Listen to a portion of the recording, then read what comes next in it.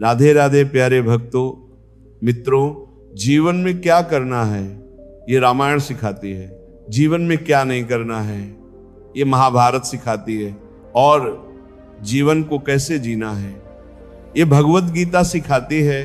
कोई हमारा बुरा करना चाहता है तो ये उसके कर्मों में लिखा जाएगा। हम क्यों किसी का बुरा सोचकर अपना कर्म और वक्त दोनों खराब करें। हमेशा याद रखें, ईश्वर के सिवा आपके आंसू, दर्द और दुख को कोई भी नहीं समझ सकता। इसलिए हर समय ईश्वर का स्मरण रहे, धैर्य रखिए। कभी कभी आपको जीवन में सबसे अच्छा पाने के लिए सबसे बुरे दौर से गुजरना पड़ता है।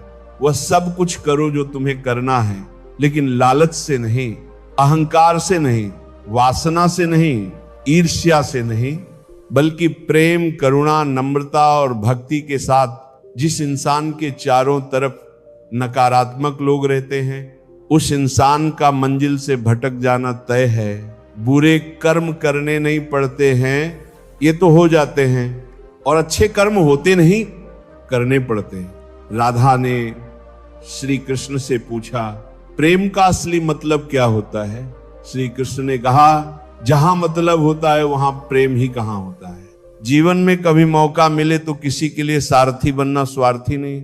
असली खुशी की कुंजी यही है कि अपने मन से इच्छाओं के बोझ को हल्का कर दो, अपना दिल अपने काम पर लगाओ, इसके इनाम या परिणाम पर नहीं। अगर आप किसी को छोटा देख रहे हैं तो आप उसे या तो दूर से देख रहे हैं या अपने भीतर के अहंकार से। युद्ध हो या जीवन, सफलता केवल 3 शस्त्रों से प्राप्त होती है, धैर्य, धर्म और साहस। वह सब कुछ करो जो तुम्हें करना है, लेकिन लालच, अहंकार, वासना या ईर्ष्या से नहीं, बल्कि प्रेम, करुणा, नम्रता और भक्ति भाव से अपने अनिवार्य कर्तव्य का पालन करें। क्योंकि करना वास्तव में करना न करने से बेहतर होता है। कल की फिक्र मत करो, जिस ईश्वर ने आज तक संभाला है वह तुम्हें आगे भी संभाल लेगा। श्री कृष्ण कहते हैं, कठिन समय में समझदार व्यक्ति रास्ते खोजते हैं और कायर व्यक्ति बहाने। श्री कृष्ण कहते हैं, अगर तुम्हें किसी ने दुख दिया है तो बुरा मत मानना, क्योंकि लोग उसी पेड़ पर पत्थर मारते हैं जिस पेड़ पर ज्यादा मीठे फल लगते हैं। अहंकार तब उत्पन्न होता है जब हम भूल जाते हैं कि प्रशंसा हमारी नहीं, हमारे गुणों की जा रही है, जो मन को नियंत्रित करते हैं।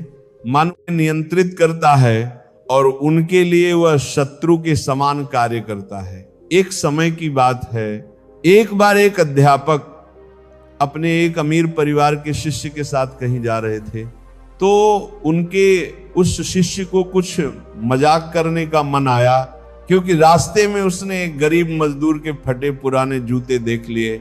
उसने अपने अध्यापक से कहा, गुरुजी, क्यों ना अगर हम इन जूतों को छुपा दें तो कितना मजा आएगा, और देखते हैं कि मजदूर पर इसका क्या प्रभाव पड़ता है।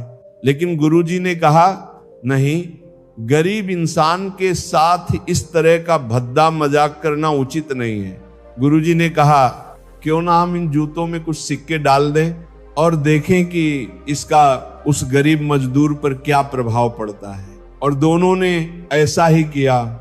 जैसे ही मजदूर काम से लौटा, उसने अपना एक पैर जूते में डाला तो उसे कुछ कठोर सा महसूस हुआ। उसने हाथ डाला तो उसे सिक्के मिले।